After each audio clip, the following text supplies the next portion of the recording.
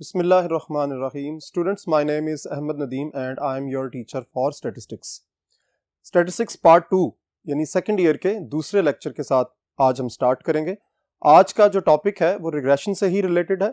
कल हमने रिग्रेशन का इंट्रोडक्शन शुरू किया था और उसमें कुछ टर्म्स को अंडरस्टैंड किया था। आज हम उसी पोर्शन की तरफ आगे की तरफ बढ़ेंगे और देखेंगे कि मजीद रिग्रेशन एनालिसिस के अंदर कौन कौन सी टर्म्स शामिल हैं और हम उसको किस तरह समझ सकते हैं। तो चलिए बोर्ड की तरफ देखें और आगे की तरफ बढ़ते हैं। जी, लेक्चर नंबर 2 है और इसका मेन टाइटल है सिंपल रिग्रेशन। कल हमने इन जनरल रिग्रेशन को अंडरस्टैंड किया था कि रिग्रेशन क्या होती है, ठीक है, और रिग्रेशन की बेसिक टर्म्स कौन कौन सी हैं जो अंडरस्टैंड करने के लिए जरूरी हैं। आज सिंपल रिग्रेशन से स्टार्ट करेंगे और उसके कुछ की वर्ड्स मैंने यहां पे लिखे हुए हैं। वो क्या है कि सिंपल रिग्रेशन एक रिलेशनशिप है।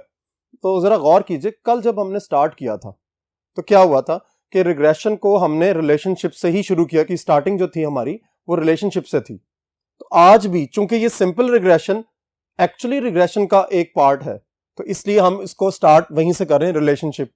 अब ये किस चीज का रिलेशनशिप है इसको हम आगे देखते हैं कि it is the relationship actually dependence of expected value of the dependent variable.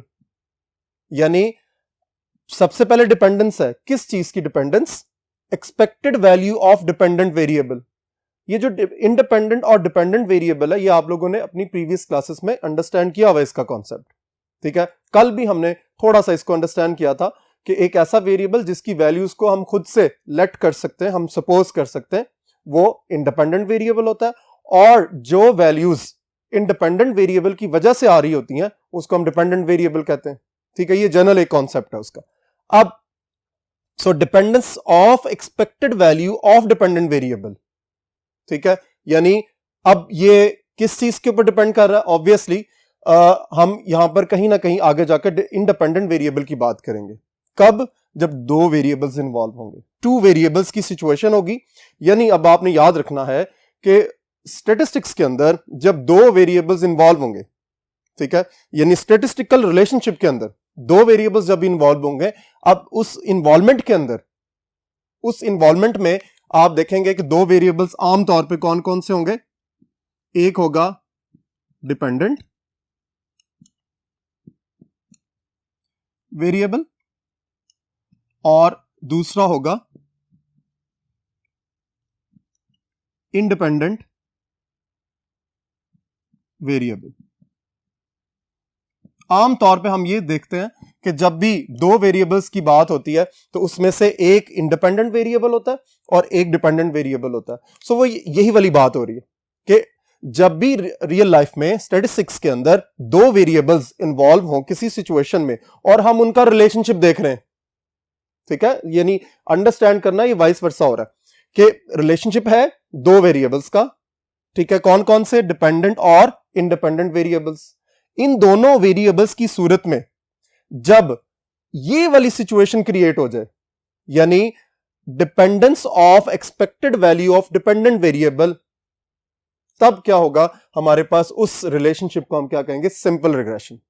यानी आप इसको इन जनरल फिर क्या कहेंगे? थोड़ा सा सोचिए, गौर कीजिए कि हम ये कहेंगे कि सिंपल रिग्रेशन कब होगी? जब हम एक वेरिएबल की वैल्यू को इजीली दूसरे वेरिएबल की वजह से फाइंड कर सकें। ये टेक्निकल है बात कि जब हम dependence of expected value of dependent variable देखते हैं तो ये थोड़ा सा टेक्निकल वर्ड है, लेकिन मैं इजी वर्डिंग में आपको बता रहा हूं कि जब सिंपल रिग्रेशन को हम समझने की कोशिश करते हैं तो हमारे पास दो इंपॉर्टेंट टर्म्स हैं। एक है रिलेशनशिप और दूसरा है वेरिएबल्स कौन कौन से हैं। तो वो हमने देखा कि दो वेरिएबल्स हैं, कौन कौन से? डिपेंडेंट और इंडिपेंडेंट। सो इंडिपेंडेंट वेरिएबल की वैल्यू की वजह से जब हम expected value of dependent variable निकालते हैं, यानी अब आप यूं समझ लीजिए कि ये फाइनल, इसको हम स्टॉप करने लगे अंडरस्टैंडिंग को यहां पर, कि expected value of dependent variable अगर डिपेंड करे किस पर? गौर कीजिए, इंडिपेंडेंट वेरिएबल। ठीक हो गया। यानी हमने पोर्शन बना लिए इस पर्टिकुलर सिचुएशन के कि expected value of dependent variable एक बात, उसकी डिपेंडेंस किस पर? इंडिपेंडेंट वेरिएबल की।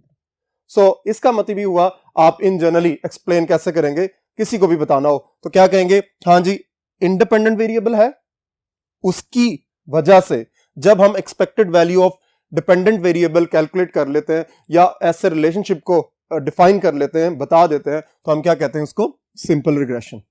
ठीक है, आप अपनी बुक्स में देखेंगे तो आपको सेम इसी तरह लिखा हुआ नजर आएगा इसकी डिस्क्रिप्टिव वे के अंदर। तो आप कोशिश करें कि जब भी डेफिनेशन को लर्न करें, जब भी डेफिनेशन को याद करने की कोशिश करें तो उसके बुलेट्स फॉर्म जरूर याद करें। तो यही हमारा भी तरीका है कि हम कोशिश करते हैं कि बच्चों को उस तरह गाइड किया जाए कि आपको वन बाय वन एक एक चीज जो है वो क्लियर होती जाए। अब नेक्स्ट बोर्ड की तरफ देखते हैं और मजीद टर्म्स की तरफ चलते हैं और अंडरस्टैंड करते हैं कि हमारे पास रिग्रेशन में और क्या है। जी, नेक्स्ट टर्म है हमारे पास रिग्रेसर। ठीक है जी, रिग्रेसर एक चीज जरूर माइंड के अंदर रखें कि हम स्टार्ट कहां से हमने किया था, हम किस चीज में, हम रिग्रेशन एनालिसिस को अंडरस्टैंड कर रहे हैं, हम रिग्रेशन की टेक्निक्स को, मेथड्स को और उसके डिफरेंट कॉन्सेप्ट्स को अंडरस्टैंड कर रहे हैं। तो इसका मतलब ये हुआ कि ये जो रिग्रेसर है ये भी उसी से रिलेटेड है। गौर करें कि अभी तक आपके पास जितने भी टर्म्स आ रही हैं उसमें ये एक रिग्रेस का लफ्ज जो है वो बहुत ज्यादा आ रहा है।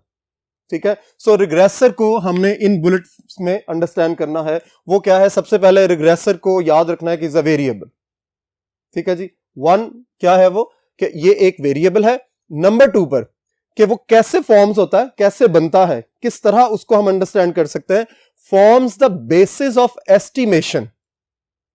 कल वाला जो टॉपिक है वो माइंड के अंदर होगा तो बेटा ये बहुत अच्छे तरीके से आपको क्लियर हो जाएगा। कल मैंने एस्टिमेशन का लफ्ज इस्तेमाल किया था जब हम रिग्रेशन को पढ़ रहे थे, बेसिक कॉन्सेप्ट्स को अंडरस्टैंड कर रहे थे, तो उसमें हमने ये एस्टिमेशन का लफ्ज इस्तेमाल किया था।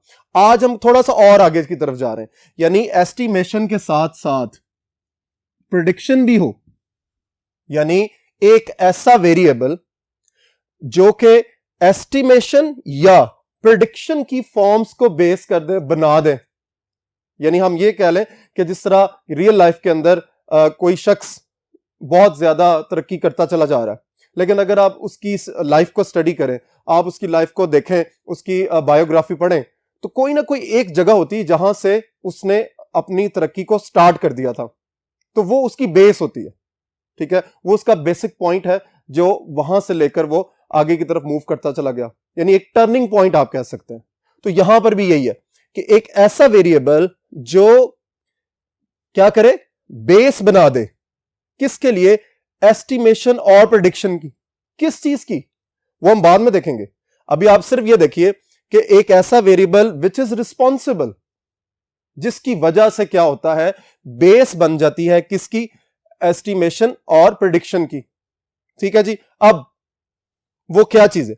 अब ये जो जनरल अंडरस्टैंडिंग थी, उसी वेरिएबल के डिफरेंट नाम भी हैं। ठीक है, हम उसको प्रीडिक्टर भी कहेंगे। नंबर वन, ये यही प्रेडिक्शन से निकल रहा है, अगर आप गौर से देखो तो ये प्रेडिक्शन से प्रेडिक्टर निकला। ठीक है, इसी तरह कंट्रोल्ड, ये कल भी लफ्ज बोला था जब आपने रिग्रेशन की टेक्निक्स को अंडरस्टैंड करने की कोशिश की थी। कल भी हमने इसी तरह का एक लफ्ज जो है वो पढ़ा था कि हम कुछ वैल्यूज को कंट्रोल कर लेते हैं, अपने पास रख लेते हैं, जिसका सारा का सारा कंट्रोल हमारे पास होता है, हम अपनी मर्जी से उसको सेलेक्ट करते हैं। आपको समझ आ रही होगी कुछ ना कुछ, फिर आगे इसको देखते हैं कि किस तरह ये आपकी उसी कॉन्सेप्ट की तरफ मूव करके जा रहा है। अच्छा जी, प्रेडिक्टर भी होगा वो, यानी ये रिग्रेसर की बात हो रही है। रिग्रेसर को हम प्रेडिक्टर भी कह सकते हैं, हम रिग्रेसर को कंट्रोल्ड वेरिएबल भी कह सकते हैं, और इसके अलावा एक्सप्लेनेटरी, जो एक्सप्लेन कर दे। ठीक है ना, यानी एक ऐसा वेरिएबल जो रिस्पॉन्सिबल हो एक्सप्लेनेशन का, यानी वो उसकी वजह से हम एक्सप्लेनेशन की तरफ बढ़ जाते हैं। ठीक है, अब इस वेरिएबल को आमतौर पर डिनोट किससे किया जाता है? एक्स से। अब आप समझ गए होंगे ये क्या चीज है जी? Independent variable. आप गौर कीजिए, आपका सारा का सारा कॉन्सेप्ट जो है वो क्लियर हो गया कि जब हम इसको कहेंगे इंडिपेंडेंट वेरिएबल।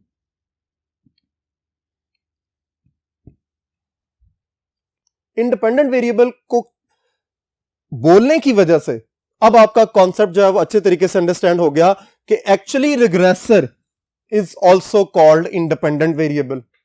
या आप थोड़ा सा और भी आप थोड़ा अंडरस्टैंड करें, जरा पीछे जाएं, तो हम ये भी कह सकते हैं कि स्टैटिस्टिक्स के अंदर इंडिपेंडेंट वेरिएबल का नया नाम टेक्निकली वो क्या है?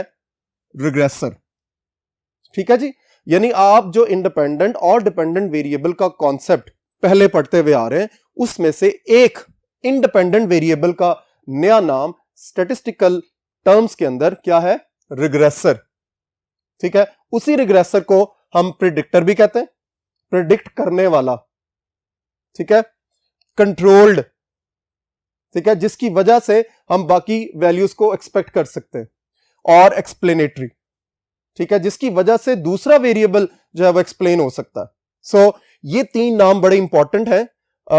ये एस्टिमेशन का लफ्ज भी बड़ा इंपॉर्टेंट है, आपने ये एमसीक्यूज के पॉइंट ऑफ व्यू से इसको याद रखना है। And the last one x, इसकी नोटेशन के रिग्रेसर की नोटेशन एक्स है। क्यों? क्योंकि वो इंडिपेंडेंट वेरिएबल है। सो अब आप ये कह सकते हो another name for independent variable in statistics is known as regressor। ठीक है। अब जरा थोड़ा सा सोचें कि इसकी डेफिनेशन को अगर आपने डिस्क्राइब करना हो तो क्या करेंगे? जरा गौर कीजिए कि a variable